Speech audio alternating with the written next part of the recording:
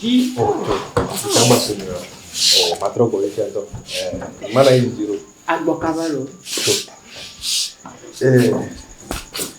Não potro boga maja agora pouco onde tá tendo. Ona daga maya.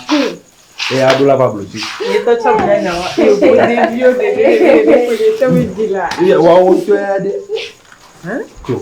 Anya. Dada ko mo no ma babluti. Aku tonye bolo. Ito. Emi ni da wa ne gebe ne mi ala lo babluti a. Ne ba ma gbogbo. Yo. Na mi da ma. Yo ne ma ko bokwa. Isia. Aglele yare.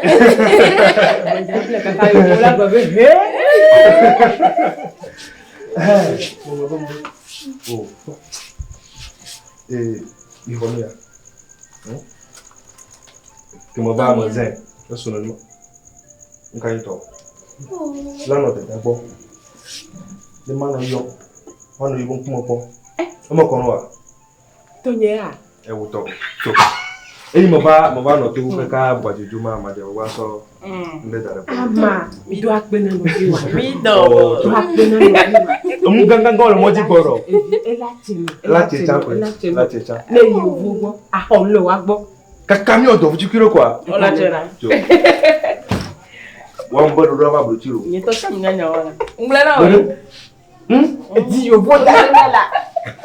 No yo la yo bolo. De la que wa nya yo vuelo na na. Ya.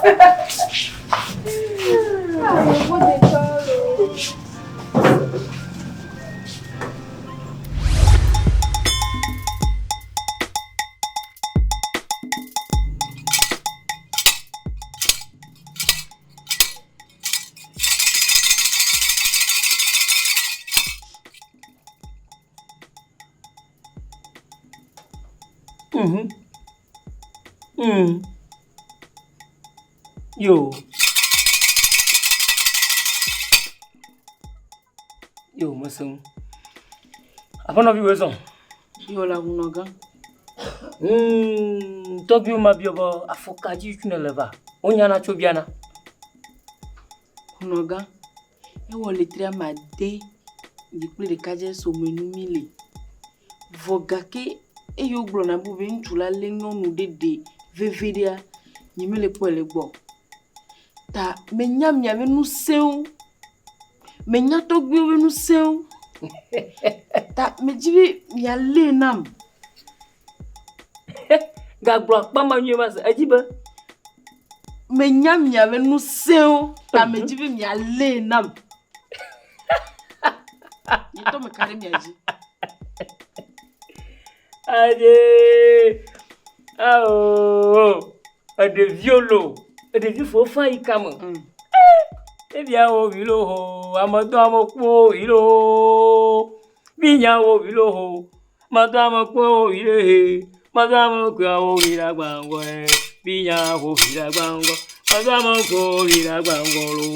Binya ho ila gbango e. Oh, Babona. O ba gba mi na totoro to bo nlili moto awon jina nyon fun ola nko wa ifofo ha me yen ma ko ifofo a ni ma gbona ka fofo ma do nga je kwa 3 minutes tam jeton ne ma fu na wa yon bo bojo hun no ka asuma gadega atogo do mapa e be dro gbodo la amaglo gbo madu egbo ila bia into foto mo ko ifa mo yo we nya de ba Iba ka sojo. Aglimiti glomodo ebe dumu abana me ole mo gbegbe. Ame ole ngo ngolo glia no ponyi de. Ye fu mo to glo banka. Attention. Boyomi. Ene ne mai. Afono video to agro ni aji. Afono bi nko de. Ama. Ama. Ebe nko nya malu. Ebe do agro ni aji. Banka ho. Ye lachi, achinga, ye leka, akacho. Bam de ko jojo de ye plantu vide do me kenye ma hia vi alo e sro e jibe ade ye nkore somanu aleba somanu a me gboppo mo bele na yo na ebiem da me won na yo kwa nwa ba abodo jibe atro e to me ne mema ta e jibe fifila fi ayi va mia gbo a ye semia nko enya me mo do no ye ba si mi chobo na de somanu a ne tro kore gbo nyali atere gbo nde sere gbo ni kwa ne zoreji ne loye ababaere alo mema yema Ayo, to bi ma di gbere ko hanye gbe. Anya ika afonovi ama kovea. Yema. Kami ko na gboni. Ni ya re do. Apo leke mi wo be bia. Ma gbere gba ti ma ba. Oh, don. Te ja don. O kimi ti ko mo do. E to wa me to bo bia. No je mo gba no pon ji de he. Ti fiare, ni gba ti mi ba. Leke mi o gani. Ajeje o ma jejo.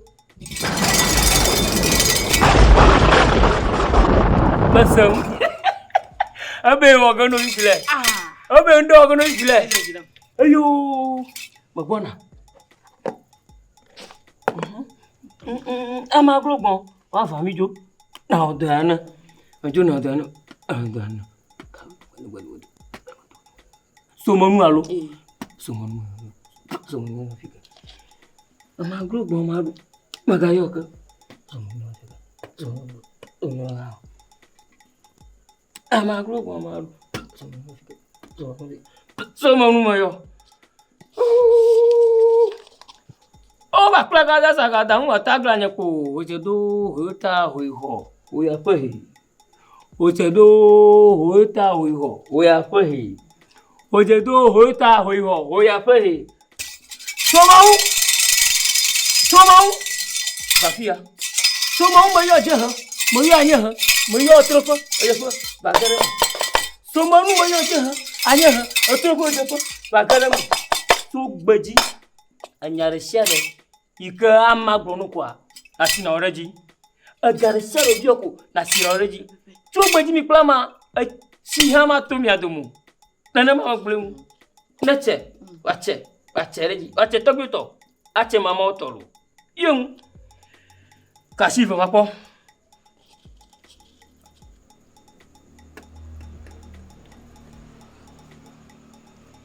Ka eve eton ene aton ade andre le bene blabene ye hwe ne do ya ba hon ne kota ne do ya ba hon ne ma ko de apete mo fi de share ni kwa no no ntiu va ne ngale ntiu ne gra fa mo kwa alo gbe po kwa o re menye ga ya ke blog na wi ji le kwa on to bona blog ya do ko nda dare do jare mo do mami on via mo do viro agai ka hagana la enya akpal nkama uneni ma koga mana kloma po chu kutoku ya to chu o se ba do vie mama ono wa la comme ya de viro to mi ko ande sha no bo fo mo de ha mi ko ande sha na bo fo mo to aga kutoku alo fa de kablaton Irula. Le ikene de ga to gwa. Ena mama komble no mama de tinu na ma. Na mo degbe to gbe to no yoga no wa. Akam de te kutukalo de ka kutukalo fa de ka blaton irula ko vi. Kutuku ya ama vi atanga ga to le. No ga me ga video nyeme kenyo. Ma ila trova ma ba ko ga pe na mi. Sia. Bo o se bo no gbo o wana to gbo na to agbana. Me glo be nyin to me nya mi ave do. Nyeme le gada si o. Makoeva. Ne me ko gama viwa. Gban ni amo we go. Mo ko no. Me ko ga pote avec kabawa. Me non keketon. Peko. Ne me ko gama viwa. Gban mi adon gbegblanga. Manye mare do. Ntu ya jinela mo wa via. Ne me nyo wa akuku gbo. Ne ya ma yiwa on to gbona yiga no ga makweba America ba jolo mi adoma makweba nyamanya jimolo inegbe ko to bi osilo makweba osilo da mare mo na e ko tiame nkike tonto chamasu avo dada blalo yo to wi ape aka mo kana mo asia le site ko jo mo kana mo diga ka ko Ani gaga ko dada gbe no na gbe baba gbe no na gbe le ai ga ma awa jo lo ko ka te azo ga ba gbe no adamu maga ba gbe no anamu te azo ga so the view ko de say that football la kutuku ya to Gabagbe rana molo, ateya soga gabagbe rana mo, gabagbe papa bajuga. Ateya soga gabagbe rana mo, gabagbe rana mo, ateya soga.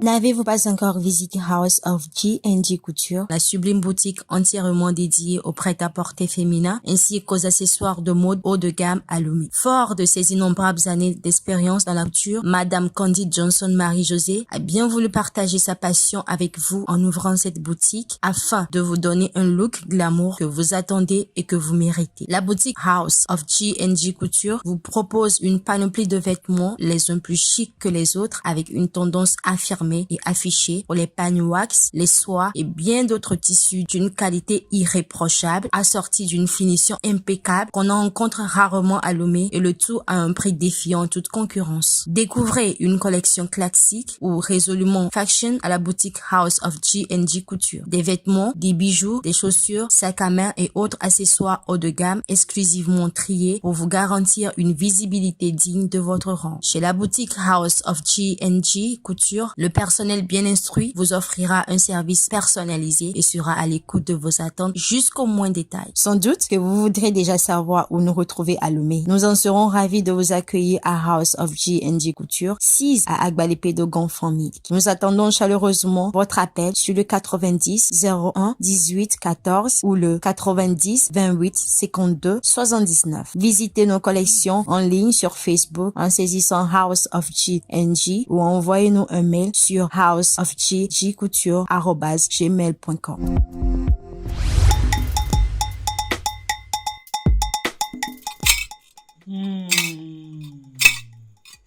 Yo miaweson. Yo. Donc you be go fai. Onya na biana afoka jimbila. Tobi. Mani fa fami chovolo. Enye me divi. Aka vinye. Bon, tu as blotti. Yo kafomo. Ado duvana. Il me convoile le kaka bani bam. Be gome. Kafomo mako kwa. Kafomo manya ikoko. Boy fi wa me ve. Plenye. Il fait que le homme tobi. Kafomo la te bunene a. Il me mava. Ma dena tobi yo. No aji kafomo na. Non si wo kafomo la te bul homme na nene a. Bon ogbejanya. Ogbenya janya. Tokure ma bia gbo onyi a. Tobi, me bia we. Me bia wo. Tamia jimia kerem. Nya jimia kerem. Ma kafi ebelu, nya jimia kerem. Apono, makadogono. Adasireja. Me dasireji. Miloi. Ore. Ni tu ina. Ekwe. Evo. Adogbo togyo, mariage. Fi chu. Kafu momal. Le wa dumo kwa. Ame gbolo kwa, age blogo fi won to asesege. Won to hosege. Dem kanaka geji. Sure. Me gbona me mava. Eyo mo dogo. Afami hami mo yo keke. Afami hami. Ami gbogbo ni la ha ko do sise mo yo keke. Dong de tong de via do tong mo yo keke. Anyare gava. Anyare gava. Obo mi acha amlima. Ne ya po. Amlima tugbe ya. Anya keva obo kafu mo bu. Kafu mo abu. Voa, wa mo ton ko la femme. Vo wa no e dan wa di afima bugu.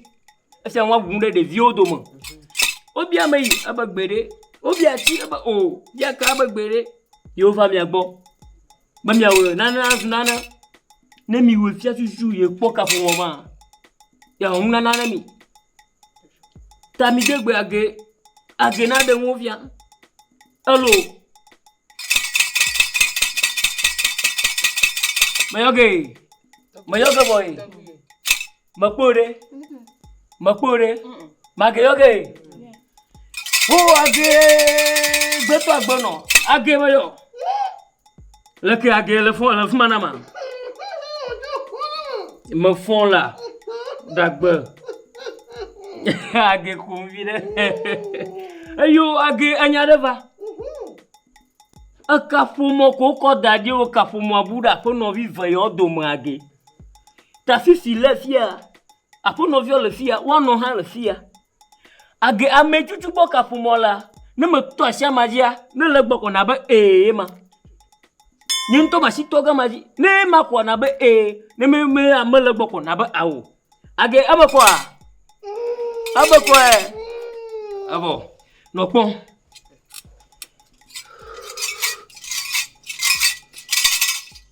Agea. Meyo. Mala gbo gbere o. Apa amako. Atota o, agbedo via. Bena fole agbo age.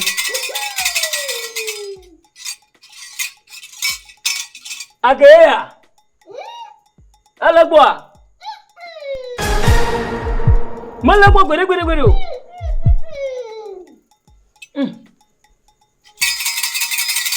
Agem ya ponyo bia. Okay, mabona. Nene meri. Nyanto ma gbaji. Masa gba viro ko na re nke ajo han. Ayo, gimi di ko mo je. Ebe tu ba me je wo bia. Azuma gedege. Mo yo. Ade mo yo. Apo mo yo. Ani ba mo mi ji photo me ani ba to me mi. Mabona re fi le. Ame igbo ka fun mo malare. Mi le fere ma po. Ame igbo ka fun mo si gwari. Mi le fere ma po. Maga go se tolia. Ame ke mo tu ka fun mo aburo re. Mi je fajire.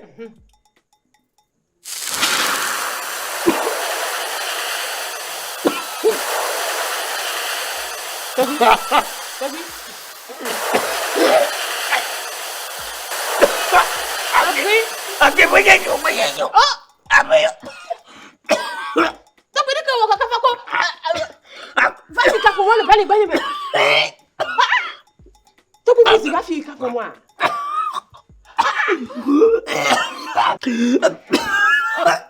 Nyimi ke nyavi ni le gbo la ke wondi ni ori. Ah? Mo yo agbo wa ga ke. Kesi agake. Ogini di gomo di mo yo wi. Le pe ni gbo ko so. Ya ka do pa. Mi ga ko. Oh, ama. Amulo dunya ka time bi ma chi do dagba. Aponobi. Aponobi nga ama. Eyin chemu. Ale moji. Amonto to ye. Nino rabal ka machi ko ya ba amonto to ye. Okay. Agba was no me ana to bolo. Agba ne ba mo po jesure. Le ne le ba gba ne le ma le ba yin cho a. So. Le to gbi yo ga bia ka sugbon ha yin to ma di no we. Unaga ite glonyare dare nyi so. Wa ma globe ke mu ve 3 si a. Alors n'y mettez et ganto dio voir peu gao yembe mako kapumonya nami masoro litebe kapumoya akodoli gate fois ga gbugbu ma kapumoya te gama bia kapumoya hwasinto nyao apelo favemple on vi babea Deba palo favor. Anya po. Ta be akwe re ganwa. Akwe re ganu. Ela te yalo. E ya te on dik play TikTok, Facebook, nu gbogboro. Ngono ma. O ale ko ga tinto. TikTok. Klenga. Ate ro po nu festa do ti vive nu o challenge, nu gbogboro leji. Oh, kare. Anyu. Ma hodari.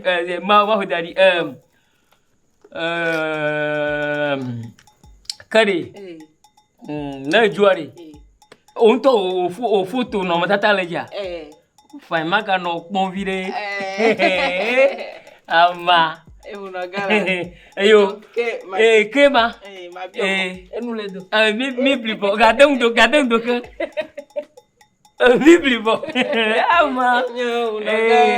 Ina basia. Amananyo.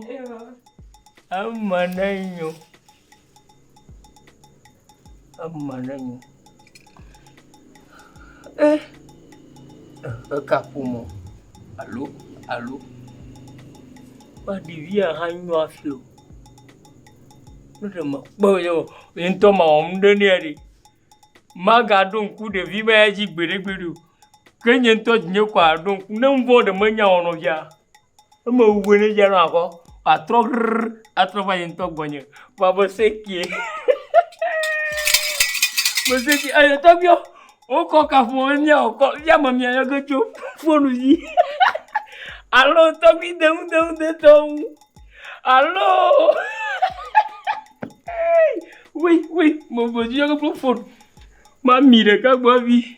Ne da gba ba jondi mo le kare. Do no gbo do na no mi.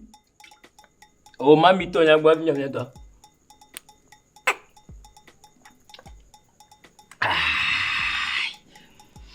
Ai. Ai ma mo nyino ya ga hoga. Onwanyoko. Chou! Ah, maman. Ah oui, fica pour moi. Il quoi? Est-ce que là? Il quoi comme Seigneur? Me conchu bedo. Tout tobi. Ebi adeku ka. Ade kenya fa ro kaka o cha be azaka pour moi ha. Nwa oglo amasia. Mega okola wa. Kamo juli oko uvere ma horete pa.